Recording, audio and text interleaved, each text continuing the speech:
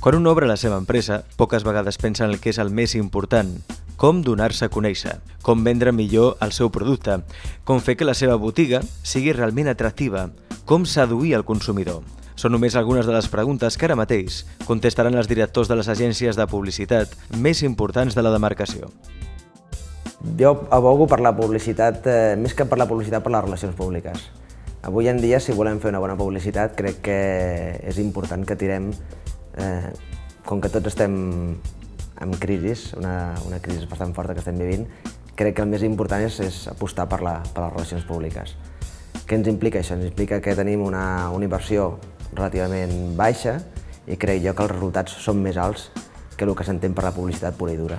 La bona publicitat és aquella que respon a uns objectius que fixa el client o que el fixem conjuntament amb el client i la que ajuda a vendre, no la que ven, perquè la publicitat no ven simplement per si mateixa, però ajuda a vendre. Llavors és la que genera confiança, la que explica una bona oferta o la que fa arribar la informació que el client vol al seu consumidor, al seu tipus de consumidor. No sempre és a vegades són targets molt concrets de consumidors. La bona publicitat és aquella que assoleix els seus objectius, no? Que és a dir, vendre un producte. Tota publicitat que aconsegueix vendre un producte, un servei, es buena publicidad. Sembla una obvietat, pero potser no ho és tant. Para mí la buena publicidad es, pues como te iba a decir yo, la que de verdad llega al público, ¿vale? Y la que de verdad te dejan hacer. Para mí, por ejemplo, que te dejen hacer tu trabajo de una manera, pues llamémosle práctica, normal, sin tapujos, sin coartar a nadie, creo que para mí eso es la buena publicidad. Primer que tot, el que faria és integrar-me dins el sector on vull oferir el meu producte. Què faria? Pots agrupar amb associacions, pots donar a conèixer a través de premsa, pots fer servir grups d'influència, tot el que són els paradigmes de les relacions públiques. Si fas servir aquests canals, sempre pots tindre bons resultats.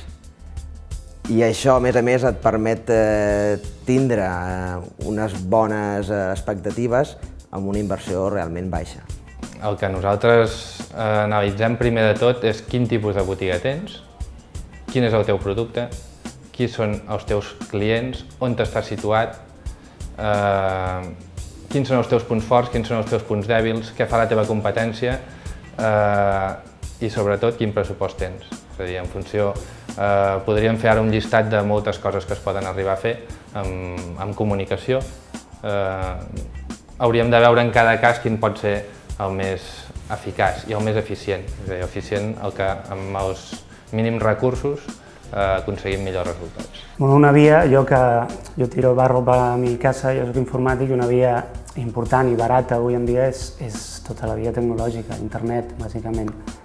Fer una web avui en dia és senzill, és barat.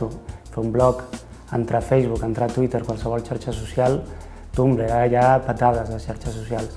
Aquesta seria una via ràpida i barata de comenzar a promocionarse. Ahí, por ejemplo, a ver, lo primero que se puede hacer si tienes poco dinero. Primero, como empresa, ser flexible y fiarte del comerciante. Porque si tú te fías del comerciante, ese comerciante hay que darle la máxima facilidad posible para que pueda llegar a su público, ¿vale? Tampoco a lo mejor una persona que acaba de empezar, normalmente con todos los gastos que conlleva un negocio, ha de haber un apartado pequeño para la publicidad, pero la publicidad sabemos que es cara, ¿vale? En estos tiempos que corren, ahora hay muchas más facilidades, hay muchas más oportunidades para anunciarse, hay muchos más descuentos, ¿vale? Y yo creo que aunque tengas poco dinero puedes llegar a anunciarte. Tarragona té un gran punt fort, com tots sabem, que és el patrimoni que té, i crec jo que es podria acompanyar el patrimoni amb els comerços. La millor manera de que els comerciants puguin incrementar les seves vendes es podria venir, per exemple, de captar tots els nous turistes que estan venint, sobretot de països emergents, com pugui ser la part de la Xina, Rússia, etc. I cridar amb tots aquests turistes, que ja venen per si sols pel patrimoni que puguis tenir, i convidar-los, lògicament, a que comprin aquí, a Tarragona. Tot això hauria de venir acompanyat d'una promoció del comerç a Tarragona en fires de turisme, etc. És una mica aventurat i una mica improvisat, sense tenir tots els elements claus, dir una mica com vendríem l'atractiu de Tarragona. És a dir, Tarragona, primer hauríem de pensar en qui l'hem de vendre, és a dir, si l'hem de vendre als ciutadans de Tarragona, o l'hem de vendre a les poblacions veïnes, o l'hem de vendre al gran mercat que és Barcelona, que no coneix Tarragona, que és la gran veïna desconeguda del que podríem... Sí que Tarragona té una gran virtut, que és un gran reclam publicitari, que és tot el patrimoni romà, però jo crec que aquest patrimoni ja es ven sol, diguéssim. I potser Tarragona hauria de mirar d'enfocar a un altre tipus de turisme, més, no sé, potser més lúdic, més cultural, més artístic. Hi ha molt d'art pels carrers de Tarragona i poca gent ho coneix. Yo creo que más modernidad. Hay una serie de soportes en el día de hoy, tecnológicos, modernos, prácticos, que hacen capital a la ciudad. La ponen en su sitio, la ponen en el mapa. No podemos, por ejemplo, tener todavía paneles de madera en la Rambla. Para mí eso es antiestético. Paneles de madera, por favor. Estamos siendo una capital de provincia. No somos un pueblo. Parecemos que seamos un pueblo.